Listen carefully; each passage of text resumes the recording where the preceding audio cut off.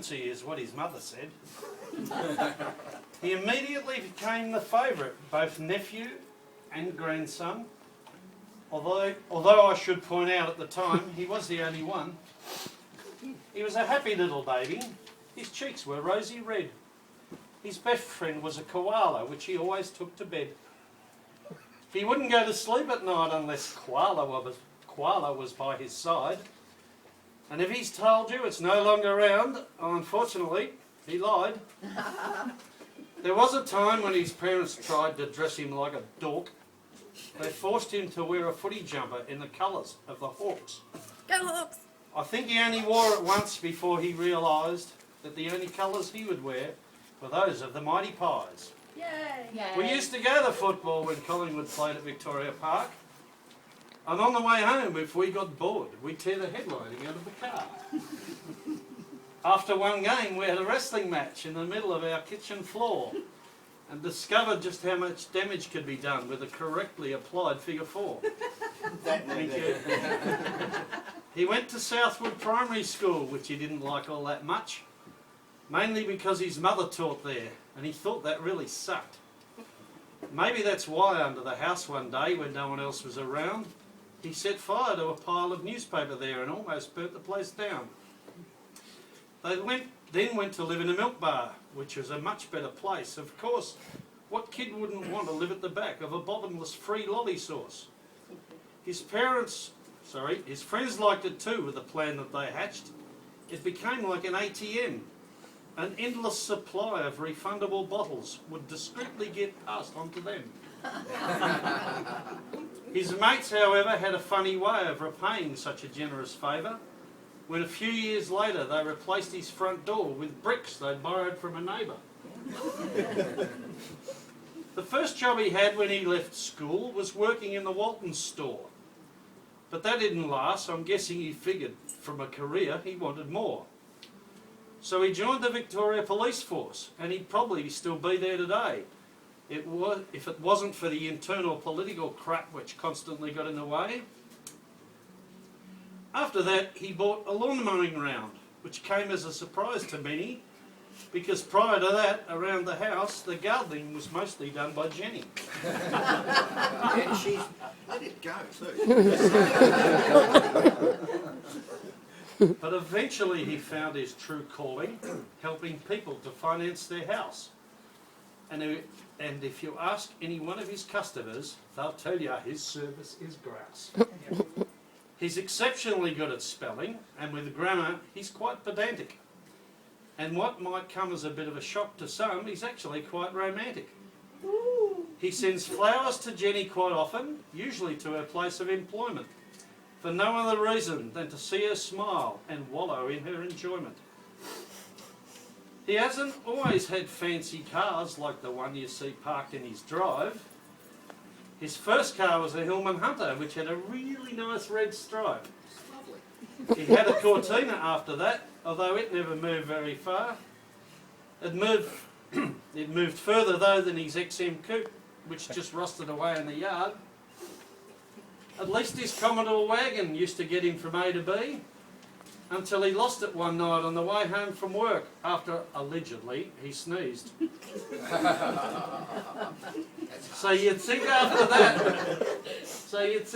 that a Mercedes Coupe would keep him fairly happy, and it probably would, except for the fact that he thinks the fuel mileage is crappy.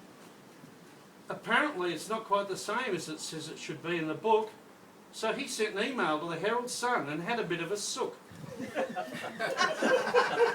Which brings me to our next point, and I promised this to his mother. They'd get a story about the weather in one way or another. Even though Mark couldn't care less if it's sunny or if it's raining, I think he's at his happiest whenever he's complaining. He's the quintessential grumpy old man, but that's all right by me, because our conversations would be a lot less fun if we never disagreed.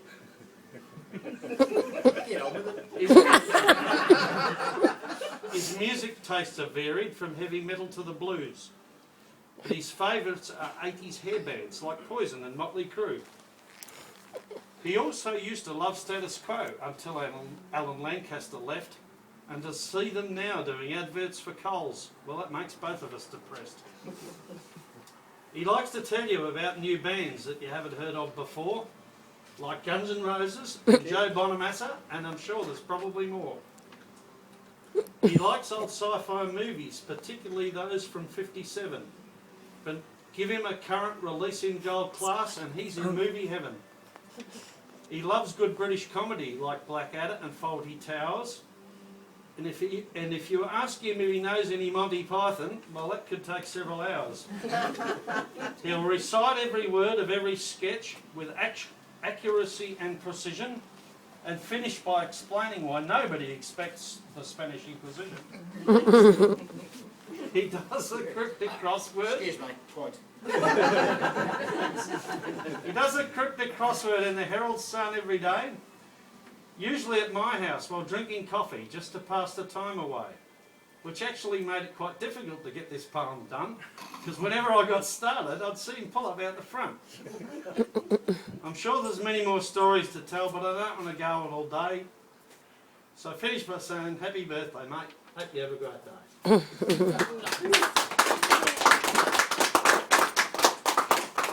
Happy birthday, New. Hooray! No speech. Okay, drink more piss. That's it, I'm done. Don't laugh, I'm serious, I'm done. Carry on. Just a short one to thank Jenny for all she's done today. And me? A short one. And for the cake. Just thank Jenny for what she's done today. Yeah, it'd be like, you come under instruction now. So what's changed? True. She's just over there. She's done a wonderful job. It And me wasn't for the quite- cake. That wasn't quite a secret. I'm not thanking you for the cake. Shut up. Although they're nice tits. And the cake's good too. But we don't want a speech. You've done well for it. Was there anything I missed out? Probably. Yeah. Should Oh, I and everyone apologise else for for that? coming. Should I apologise for the things I missed out? Yes. Okay. Well, Thank guess you. we're done. What do you think him for the poem? Besides, don't wrap it up too much. You'll want to write another one. No, you won't. Well, I would encourage you. Yes. Thank you to my lovely Jennifer. Oh. Seems to have forgotten to fill my glass again.